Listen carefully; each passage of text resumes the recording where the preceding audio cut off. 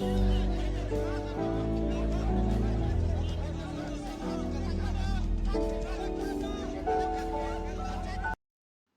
guys, welcome to vlearnias. The video you have seen have show the current situation of unemployment in our country. So lakhs aspirants or job seekers are wandering in the street in search of jobs in our country. So currently we are facing a pandemic situation, but this unemployment soon going to be a invisible epidemic in our country, especially in the urban areas where there are a lot of educated graduates going without doing any job. So the demographic dividend advantage that we are having is soon going to be a demographic disaster if proper employment is not given at the time. So policy makers, it is an alarming situation. They should take care of situation at the early as possible. On this backdrop, I invite you to today's editorial and news discussion dated 23rd August 2022. Let's begin the discussion. So let's start. What is the first news for the discussion? The first news for today's discussion is related to a regional development topic. Okay, it is an important topic, especially in the policy and planning aspect. So, development of mountain areas are very upset due to its ecological balance. That means in mountain areas, this development is upsetting the ecological balance of that region. So, what will be the sustainable way out? This is what the article is discussing about. Just look into detail on what are the main issues and how we can overcome it. So let's look in an oral overview of mountain areas. In our country, the hill areas constitute around 18% of total area of our country, with around 17 million people population settling there. What is characterized? It is characterized by poor accessibility and difficult terrain. We already know that in mountain areas, there is poor connectivity to the mainstream town areas. So this connectivity is a main issue. Along with that, there are other issues like soil erosion, frequent rain and landslides occur in this region. Apart from that, the topography, climate and culture economy of this region is entirely different from the mainstream society. So a unique planning approach is very much essential in order to tackle this issue. Apart from that, the minorities, especially the tribal people and tribal areas, are the main part of this mountain area development. So a inclusive development approach is very much essential for coping up with development of mainstream area. So let us look into what are the necessities for this mountain area development. This mountain region depends upon development of transport, especially in the connectivity. Then land development, it is also a main issue. Afforestation and energy. These are the important aspects we must take into consideration when we take into the issue of mountain area development. Then planning. Planning should be directed towards building physical infrastructure.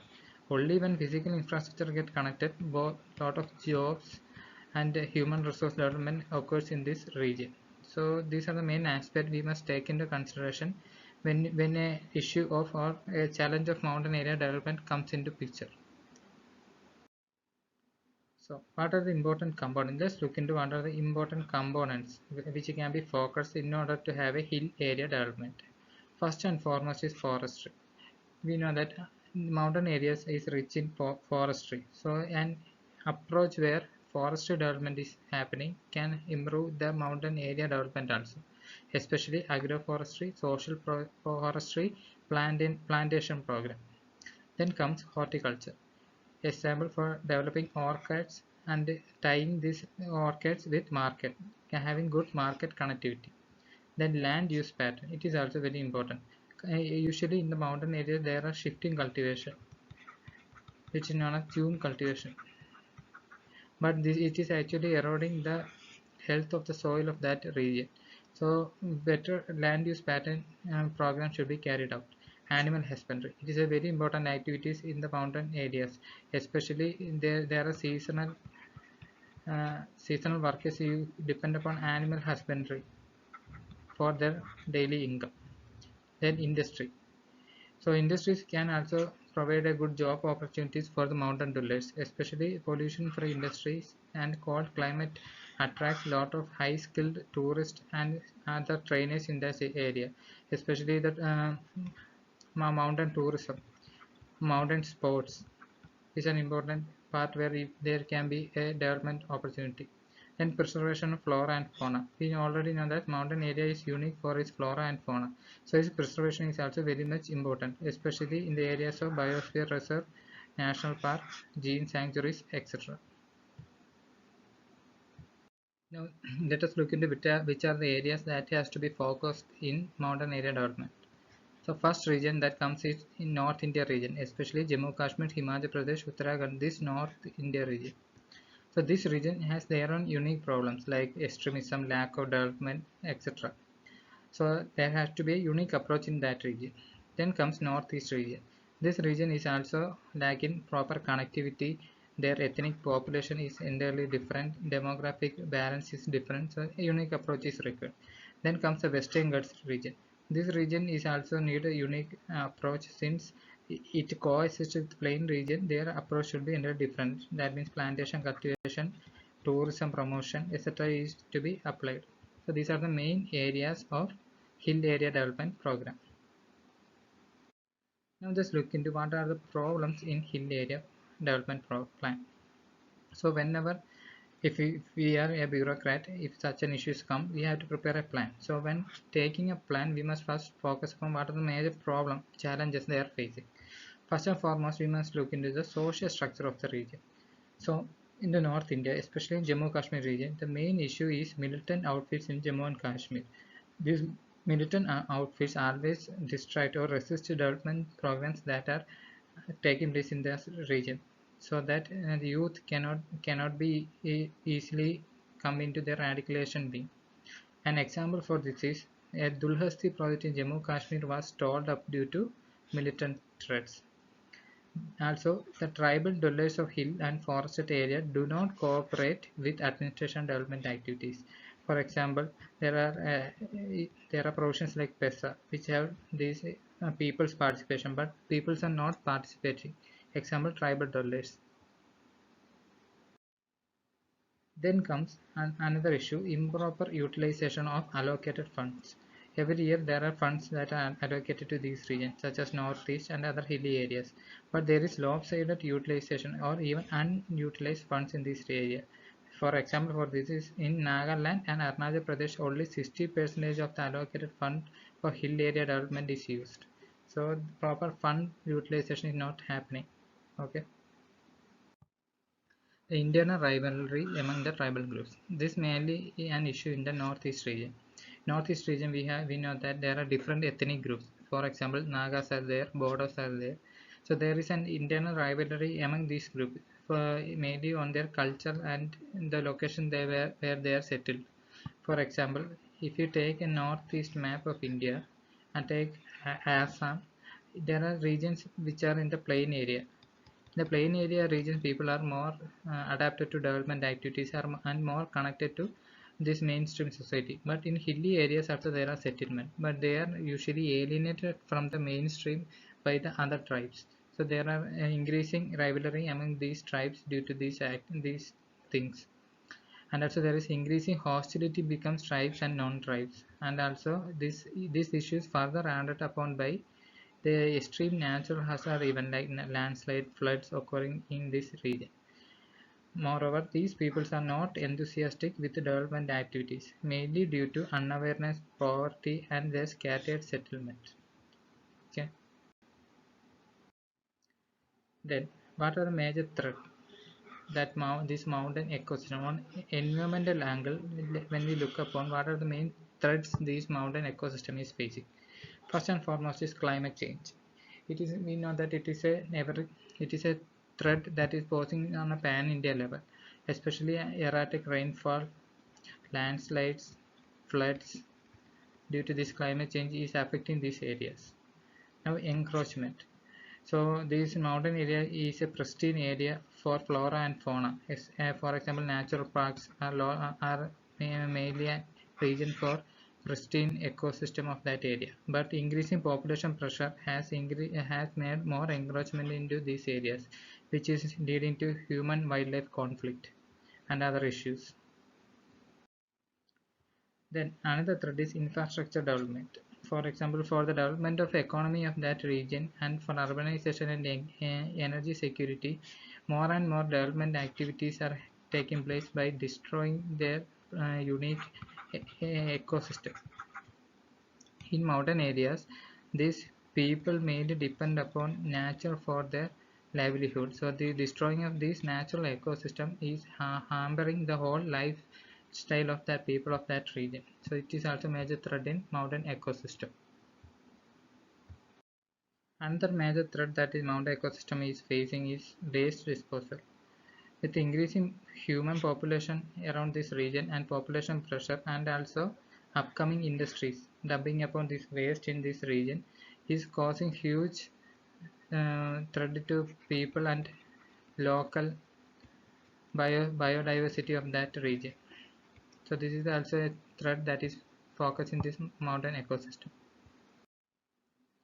Then now let's look into what are the measures that are required to restore the mountain ecosystem from the negative impact of development and tourism. So what are the measures that we should adopt in order to carry up with both development and tourism? First and foremost is declaring ecological sensitive area. You know that in mountain area there are certain area which is very ecologically sensitive. So we have to find it out on which are the ecological sensitive area and should have a unique approach in protecting and promoting that region. An example for this is the Kasturi Rangan report on Western Ghats. It is declared as an ecological sensitive area to save it from the development activities. Then promotion of ecotourism. Making tourism sustainable, that means sustainable tourism is a main theme in this region. That means you should have tourism by involving more and more people from that region and by considering the ecosystem and biodiversity of that region. For example, homestay, mountain sports, etc. can be promoted. An unique model for this is Odisha's Mangala Jodi model. This is an important example. You can use it as case study. Then citizen participation. So citizen participation is very much essential. Rather than having a top-down approach, we have to use a bottom-up approach in this region. Because by using only this approach, more and more people can be included in these activities and more their issues can be taken into the mainstream. An example for this is social groups taking about marches to create awareness and waste disposal system. So in civil society activity and NGO activism should be promoted for this type of development. Then next aspect is looking for suitable industries. You know that more and more physical industries will hamper the biodiversity of that region. So rather than promoting these physical industries, service sector can be promoted in this region, especially in Northeast where there are speaking population. This service sector promotion can give more dividend. So Northeast BPA promotion scheme is an important aspect while considering this. Then sustainable development. Sustainable development is an important aspect for considering the development of mountain region. For example, reduce the use of items of plastics and petroleum fuel. This can reduce the pollution in this region to a large extent. And also awareness campaign. It is where the role of civil society and NGO can be promoted. So more and more awareness can help to create more people coming to participate in the development activities. So far we have discussed about the challenges and threat in this region. Okay, now let's look into what will be the way forward. The first thing is to have a proper political administrative commitment. So we should have a proper political will and the administrative commitment in order to develop this region. For that, it should be focused on people's participation and comprehensive development scheme in this region. And another aspect is upgradation of skill of people of this region, especially women. Recently, there has been schemes like Krishi and One Vignan Kendra which can provide more and more skill upgradation to people in this region. Apart from that, providing tribal promotion or skilling them and promoting proper market for their products. For example, this trifid is working in this direction in order to promote the tribals of that hilly region. So these are some of the ways we can come up for developing mountainous region. Okay. So this is all for that news. Now let's look into the next news for today's discussion. The next news is about Anganwadi scheme. So this news can be correlated to our government policies and their development in paper 2 of governance. Okay. So what the author is saying that the Anganwadi scheme designed to support children under 6 is not yet to full its potential. That means it has not reached its potential, what it was aimed for. So now let's look deep into it. So first and foremost, what is this Anganwadi? So Anganwadi is a centrally sponsored scheme implemented by states and UTs, which serves as a rural child and maternal care center. So its main stakeholders are rural child and maternal care. So when it was started by Government of India in 1975 on the part of Integrated Child Development Service Program to combat child hunger and malnutrition. So ICDS, the program was started and it was a sub-component. Anganwadi system was a sub-component of that scheme. So what are the main provisions provided by these Anganwadi centers? Providing supplementary nutrition, preschool and non-formal education, immunization, health checkup, referral system, health education. Currently, the beneficiaries are connected with others so that we have better targeting. So so it will lead to more inclusive targeting of the people who needed this. So now let's look into what is this ICDS all about. So ICDS, which is known as Integrated Child Development Scheme. It is also a centrally sponsored scheme, which is under which ministry? Ministry of Women and Child Development. Please take care of it. It is under Ministry of Women and Child Development. It was launched in 1975. So what are the major components of this? They serve children under age group of 0 to 6, pregnant and lactating mother. So these are the major beneficiaries of ICDS. So whenever a issue of child is given, we should look into the issue in a life cycle approach. Okay. Usually in GS paper 1, we will have issue on child issues. So whenever an issue comes, we should look into a life cycle approach. So this is in the initial stage of a child's development. So government is supporting the child in his development in the early age of the child. So what are government giving? Supplementary nutrition, immunization, preschool education, health checkup, health and nutrition education, and referral service. So these are the major components of integrated child development service. So now we look into what are the schemes which are under ICDS. So in ICDS there are a lot of schemes. So let's look into what are the important schemes under ICDS. So already we discussed about Anganwadi service scheme. Now next scheme is Pradhana Mantri Madru Vandana Yojana. So what is this? It is a cash incentive program amounting about 5,000 rupees in 3 installments. So it is mainly given to pregnant women and lactating women in DBT. That means their benefit transfer. The cash will be provided in their bank account directly by the government. So these are main beneficiaries are pregnant women and lactating mother. Okay. That is National Crusher Scheme. This mainly provides for daycare facilities for children under the age group of 6 months to 6 years of working women. Why this is carried out? It is mainly carried out in order to increase labor force participation of women so that this child rearing won't become a burden for them in going to job, so that more and more female can come into the job and increase level of income in the household. Now another scheme is adults and girls. So this is the next age group of children where this ICDS is focusing. So what is it saying? It aims at out of school girls in the age group of 11-14. That means girl children which is out of school in the age group of 11-14 is targeted by this scheme for adults and girls. It mainly helps to empower and improve their social status through nutrition, life skill, and home skill. So mainly a skill program approach is carried out. Apart from that, this scheme also has nutritional and non-nutritional components. For nutritional components, have iron and folic acid supplementation, health checkup, referral services, health education, etc.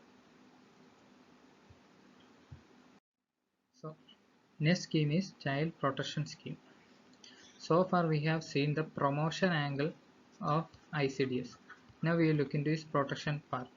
So it aims to contribute to improvement and well-being of children under difficult circumstances. For example, abuse, neglect, exploitation, abandonment, etc. So mainly it focuses on the protection of children from the difficult circumstances. Next scheme is Poshan Abhiyan. It mainly targets to reduce the level of stunting, undernutrition, anemia and low birth weight babies by reducing malnutrition and undernutrition. It mainly focuses on adults and girls, pregnant women, lactate women. So it mainly focuses upon nutrition level of children. So now look into what are the major objectives of ICDS. First and foremost objective is to improve the nutrition and health status. Second is to have a proper psychological, physical, social development of children. So next objective is to reduce mortality, morbidity and malnutrition of school dropout. Then to have a coordination of policy and implementation amongst various departments. We already know that several departments carry out different schemes. For example, Women and Child Development carries certain scheme, Finance Ministry carries certain scheme. So in order to have a proper coordination of these schemes is also a major objective. Now looking above, enhancing the capability of mother to look up normal health and nutritional needs. Then education and empowerment of adults and girls. This is also an important objective of ICDS. Now we look into the right to food aspect.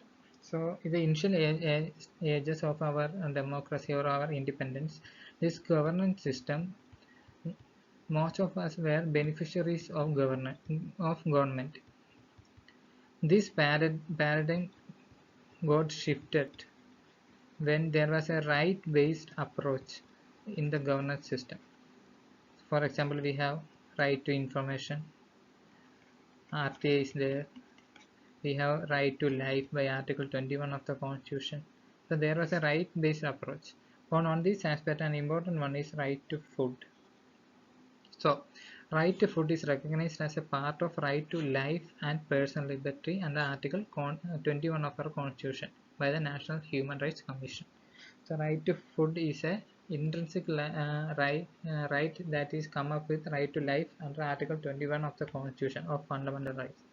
Apart from that, our state is duty bound under Article 39A, where directive principles of state policy comes into work, where state requires to direct its policies towards securing all its citizens right to an adequate means of livelihood. So, for to have any good livelihood, the government should promote livelihood of the people.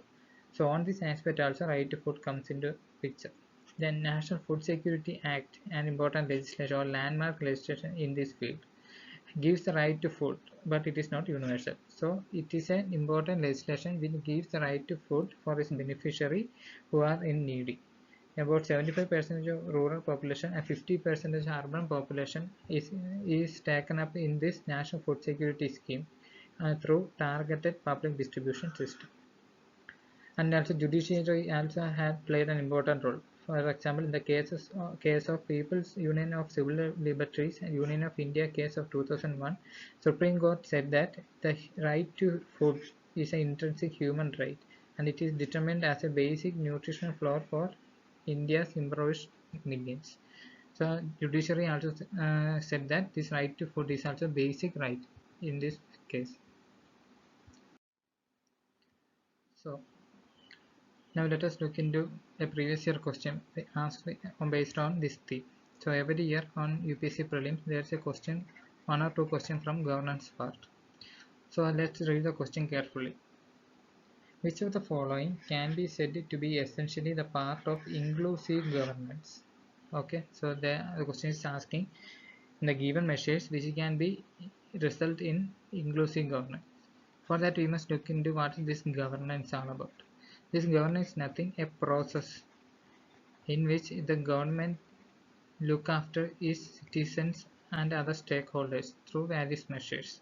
So how it will become more inclusive? It will become more inclusive when more and more people get participated in this governance process. That means more and more people get benefited from the as beneficiaries. More and more people get participated in the democratic process.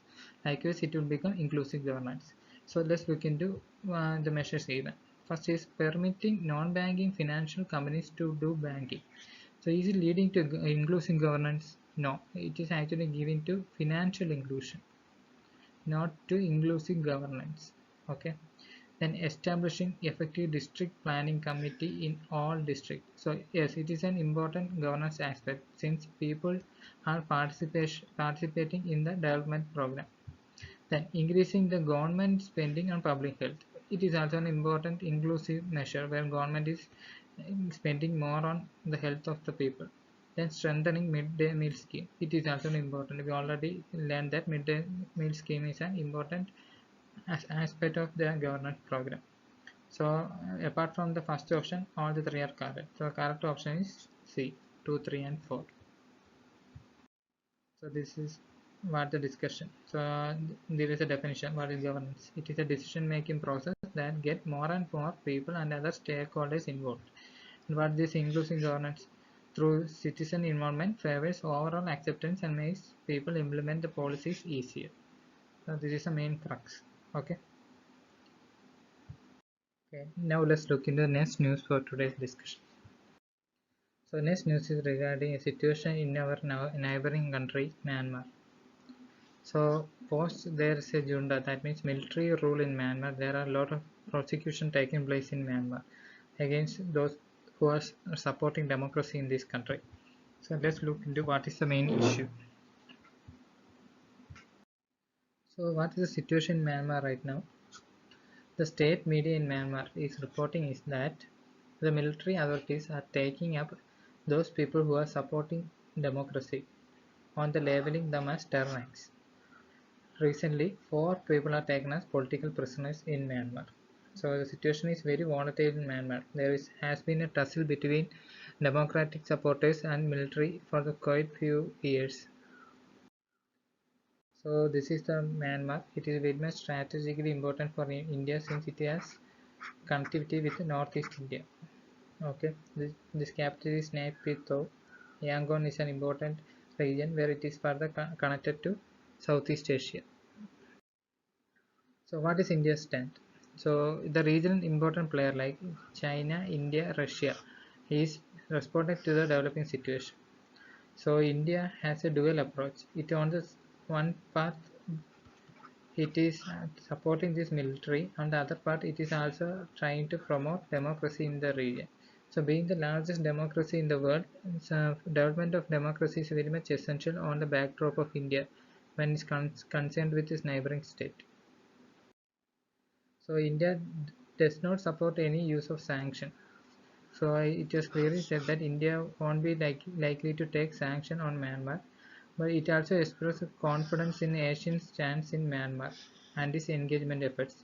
So India is supporting to have confidence by building this multilateral platform like BIMSTEC. They are pressurizing Myanmar through these multilateral institutions.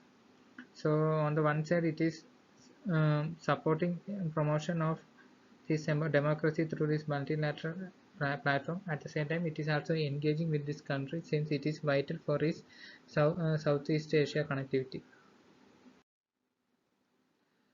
So days following the coup, several other countries had given travel restrictions to this Myanmar citizen and also freezing up of assets in this country, especially from by UK, US and European Union, Canada, Australia. So why this Myanmar is a crucial for India? First and foremost is this Myanmar is gateway to India's Southeast Asia connectivity. Especially Myanmar is a crucial trading partner. But also better access to northeastern states of India is very much essential for this Myanmar. Especially the congested Siliguri corridor which can be choked at any time by China's military presence. So for the better connectivity and better connectivity to Southeast Asia, India's Act East policy and everything, this Myanmar plays an important role. We have a connectivity project like Kaladan multimodal transit project, where we having trilateral highway with Thailand also. Also the Sitwe port in Myanmar, where we carry out our cargoes and everything through the Bay of Bengal region, is an important aspect for India. And also it is very much essential for India to keep up with by forming a special economic zone in this region. Then next aspect is Act East policy. The Act East policy is the primary tool for helping states in the Northeast to prosper economically. Thus, for the Northeast region to develop economically, this Act East policy, this Act East foreign policy is very much essential for India to promote, especially with better connectivity and trade promotion with Southeastern Asian nations.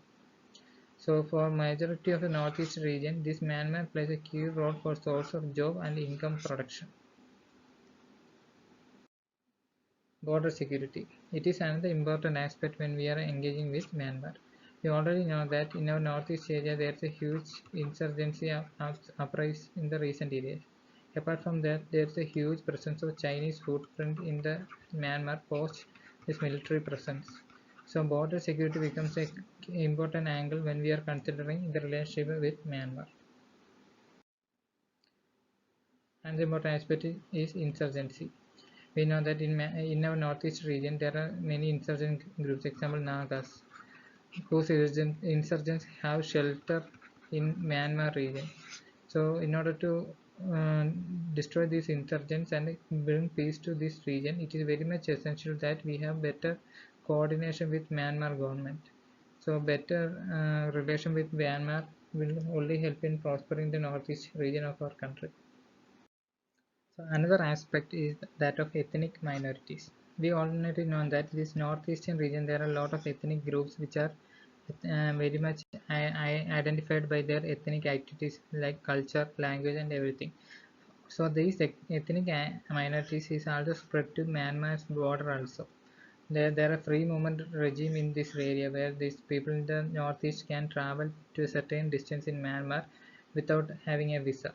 So to have to carry up with these activities, it is very much essential that we need a peaceful relationship with Myanmar at the moment. And another aspect is that emotional attachment these northeast people having with this coup. For example, northeast states like Arunachal Pradesh, Mizoram, Manipur, Nagaland have their ancestors belonging from Myanmar. So they have an emotive connection with this Myanmar people also. So any step they have taken up with Myanmar relationship can have an emotional impact on people in the northeast region. Then final and foremost angle is that of China. So China is increasing its presence in this Myanmar region year by year. They are taking this Myanmar as a part of their OBR initiative, that is One Belt One Road initiative. Huge investment is happening there by Chinese presence. So we must also have our own footprint in this region in order to having our own diplomatic leverage in this part. So a proper diplomatic relationship with Myanmar is very much essential. So this is the main connectivity projects that we are having with Myanmar. One is the port connectivity from Aizawl to Sitwe in Myanmar to Kolkata. This is one connectivity project.